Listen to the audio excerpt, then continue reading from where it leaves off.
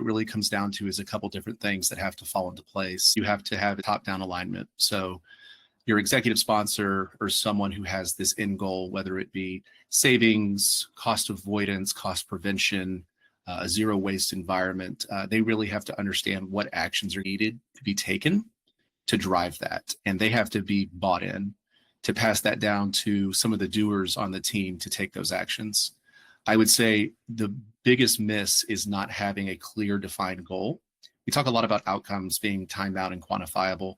Anybody who says all savings is good savings or as much money as possible isn't really giving Zylo or their team a fair shot at really putting a stake in the ground. So even if we want to save $15,000 a quarter, that's something that we can track towards. From there, what I've noticed is teams try to boil the ocean. They look at every single renewal that's coming up and they want to take action on all these things when really Zylo's offering a window into what should be the priority. Maybe it's the highest underutilized applications, anything below 50% that's coming up for renewal in the next 120 days. Maybe it's IT-owned apps. Maybe it's the department where we see the most waste. Could be marketing, could be sales, could be engineering. So taking those applications and applying the methodology of reaching out to the app owner when that renewal notice comes in and saying, do we need the application? Is there redundancy?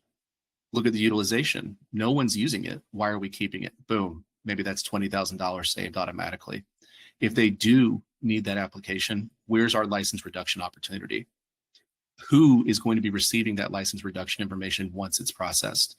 How does procurement get involved, understanding that that's how they're going to be pulling a lever to drive hard savings? And you want to do this for maybe 25 to 40 applications and really get the process cemented so that not only you can rinse and repeat, but you can land and expand.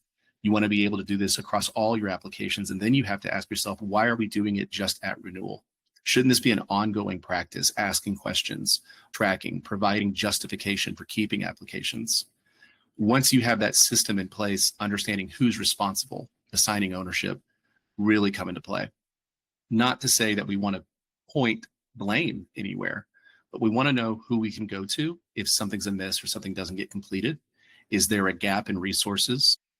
I think at the end, it's really, really important to stay on track. So how are we tracking the savings? Are we canceling the apps that we step away from? Are we tracking those license reclamations at renewal to show the savings that we're driving? Because you can do all these actions, but if you've never tracked the dollar amount, it's really hard to say that we did or have done a great job. Lastly, app owners may not be aware of these practices that are taking place, and therefore they lean out instead of leaning in, not knowing that the company's end goal is to drive hard cost savings. So how does that come from the top down communication-wise and letting the company know that this is what they're going to be doing and they need to be involved in this process, and when there's outreach or questions, to respond. Everyone needs to be on the same track towards the same goal.